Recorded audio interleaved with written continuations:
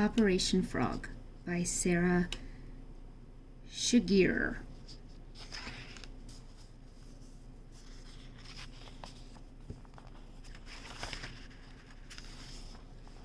Chapter 1. Blake. Lucky, unlucky, lucky, unlucky.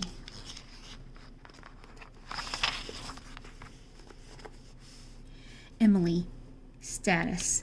Dear Hope, Miss Graham said we could give a journal a name, so we feel like we're writing to a real person. I've always liked the name Hope. It sounds so optimistic. Okay, I just reread that, and duh, of course hope sounds optimistic. That's basically the definition, right? I'm feeling pretty hopeful about my first day of 5th grade. We're the kings and queens of White Oak Elementary. I've got both my besties in my class, Aviva, my number 1, and Kaylee, close second. They come today with matching bracelets. I bet they'll surprise me with one too. They're sitting together in the back of the room. I wish they'd grab seats at my table, but oh well. Maybe they didn't see me when they came in. I can't believe Miss Graham let us pick our own seats. She looks kinda young. Maybe that's why. I hope she winds up being cool. She's gonna lock up the journals at the end of every day. My secrets will be safe with you, Hope, right? Love and luck, Emily. P.S. I think Blake is making frog noises. That doesn't surprise me. Kaylee. Dear Mrs. Graham, I know you're reading this. I'm tired of pretending I don't know what adults are up to. I'm not being conceited or anything here, Mrs. Graham, but I'm harder to fool than the other kids. No offense, but if you tell the kids you're not reading their journals, you know half of them won't write at all, right? You'll wise up, and then some will be kiss-ups like Emily, for example. I can see her up front practically writing a novel. Aviva and I are outgrowing her. Last year we only sat next to her at lunch to be nice. Blake Benson is the other who drives me bananas. Somehow I got stuck with him at my table group, and all he's doing is drawing in his journal and making strange noises under his breath. I hate Blake Benson more than I hate knockoff jeans, and that says a lot. He's basically the cause of every problem. I'll write every day like you've asked us to, but I want you to know that I'm not fooled. Come on, we're kids. We have zero privacy, and anything written at school and collected by the teacher is most certainly not private. P.S. I can't even see Blake's mouth moving. Maybe he'll be a ventriloquist someday. That boy needs a plan, because he is not good at doing the school thing. Sharon. I'm going to write my journal in poems. Sometimes it's easier to speak the truth through the ballpoint pen than through my lips, probably because no one can interrupt. When I talk, I get interrupted, corrected all the time. Mostly people don't want to hear my truth. Instead, they want to soften up, sugar over versions of reality. Me, I like my truth. Naturally, fresh, and flavorful, without added sugar or preservatives, just like my food. We buy organic. Blake. Oops.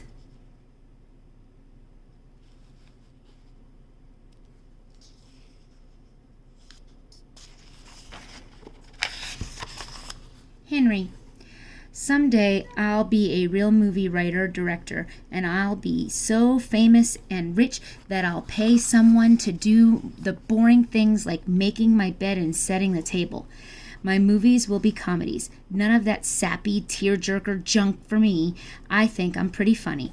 Ma agrees. Not that I'm actually funny, but that I think I'm funny. She always saying, "You think you're so funny."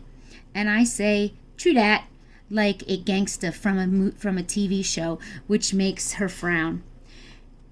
If I'm gonna be rich and famous, I've got to prepare. That's why Ba gave me his old cell phone. It's ancient, but it has service sometimes and takes videos and photos, so I can practice making movies. I'll practice in my journal too, by writing scenes instead of regular boring journal entries. Miss Graham said we could write our journals the way we want, so here it goes. The $ below are for inspiration. Scene: 5th grade classroom at White Oak Elementary. 32 students sitting at their desks in groups of 4. Mrs. Graham moves her hands when she talks. It like she's conducting an invisible orchestra. Mrs. Graham, look around you. The seat you've chosen today will be yours for the whole year. Henry whispers to his seat partner. Rats, should have sat closest to the door. Emily raises hand. Mrs. Graham conducts. Get to know your table groups because you'll need to work cooperatively for each assignment. We'll be learning through hands-on group projects. Yes, Emily. Emily, since we didn't know about year-long table groups when we sat, can we switch today before we get started? Mrs. Graham, great question, and thank you for warming us up with being the first to raise your hand. But no, the table groups are set. I do this on purpose so that students have a chance to work through any peer problems that arise. Kaylee raises hand. Will we be graded individually as a team? Mrs. Graham, as a team. Kaylee looks at the other table group and sighs. Henry, under his breath to Kaylee, okay, this is how it'll be. You work and I'll supervise. Henry spies a frog leaping from Blake's pocket. It hops away from the table. Kaylee, eek, scrambles onto the chair and points. Mrs. Graham, there's a frog by your foot. Mrs. Graham, well, hello there. Surprisingly calm, picks up the frog. He's injured. Kaylee, shrieking, now there's a frog in your hand. Mrs. Graham, so there is, smiles. First class vote for the year. What do you all purpose we do with this frog? Propose. What do you all propose that we do with this frog? Brainstorm activity. What should we do with the frog? Remember, there is no such thing as a stupid idea. Release it to the wild. Keep it. Kiss it and hope it turns into a prince. Feed it to a bird. Hire the frog as the new principal. Number of votes, 521, 114. Kai. Dear Frog, yes, I'm writing to you. At this moment, you're the single most interesting thing in this class. Wait, is Emily crying? She keeps sniffling and poking her fingers at the corners of her eyes. She usually hooks up with Kaylee and Aviva for projects, but this time she's got me. Sharon and that new girl, Cecilia, who started at White Oak last year. Cecilia smells like flowery girl shampoo. Maybe Emily's sorry she stuck with us. I kind of want to reassure her that I'll be a good team member. Just because I finish my work super fast and teachers are always after me for reading under my desk, that doesn't mean I'm a slacker. Classwork is so easy and I can finish it and get 100% and still read half a novel during the school day. That's because that's not being a slacker, that's being efficient. Same philosophy at home. I can read and mop at the same time. Don't bother asking me how. I refuse to reveal my secret method. We're a big reading family. Maybe because both my parents are education professionals at the university. They stagger their teaching schedules so that someone's always home with the 4 of us kids after school, and we all pitch in to help. Everyone in the house has got lots to say all the time. Sometimes the only way to get away from them is to hide in the coat closet with a flashlight and read. Reading is a good thing, right?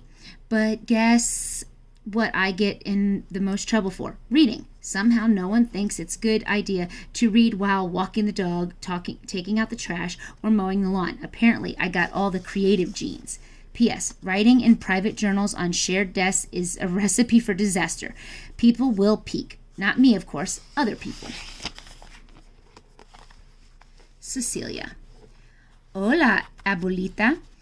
It's the first day of school, and my teacher held a frog in her bare hands. Gua! I thought that girl Kaylee was going to have a heart attack. When we have an assignment to write every day in journals. I'll write to you, abuelita. What better way to practice my English than to read my letters, right? I'll write in English, but I'll translate any words I don't think you'll know. When my journal is full, I'll mail it to you, and you'll know I'm missing you. Mama misses you too. Mexico is too far. Every night we dream of bringing you back here to stay with us. I remember being a little girl and snuggling up on Mama's lap while you two talked and drank café de olla.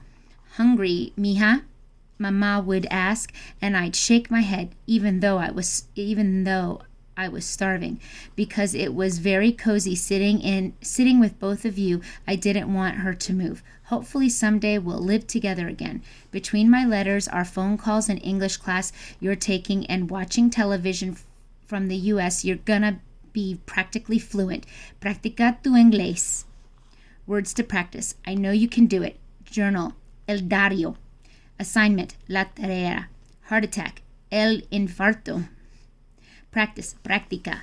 Buenos y abesos, Cecilia. Aviva. Date, September 5th. Everyone is super excited about the idea of having a class frog. Mrs. Graham let a few students take a break from journaling to convert a big plastic storage container into a frog habitat. They're gathering grass and poking holes in the lid. I'm an amphibian lover, so normally I'd be volunteering to help, but I can't shake a worry. So here's what happened. Kaylee decided that we should wear matching rainbow best friend bracelets today, and she saved me a place in class this morning. I tried to get Emily's attention and wave her over, but Henry snagged the seat right in front of me, and Blake Benson slid into the seat in front of Kaylee. She hates Blake Benson, so I was sure she'd say she was saving that seat, but she didn't. I elbowed Kaylee and whispered, "What about Emily?" But she shrugged and said we had to stop babying Emily all the time. I real quick scribbled Emily a note telling her not to stress, that Blake would have moved up front within a week. But I've been in Blake's class every year since second grade, and the teachers figured him out pretty fast. But then Mrs. Graham said we would be keeping the same seat, the same teams all year.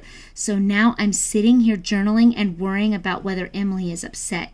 I like writing because I'm quiet. People think I don't have much to say, but the opposite is true. I have so much to say. I probably have as much to say as Sharon, and she's waving her hand to make a comment every 5 seconds. Kaylee always sighs super duper loud when Sharon's talking. I don't mind Sharon talking so much. She's not my friend or anything, but she makes me think.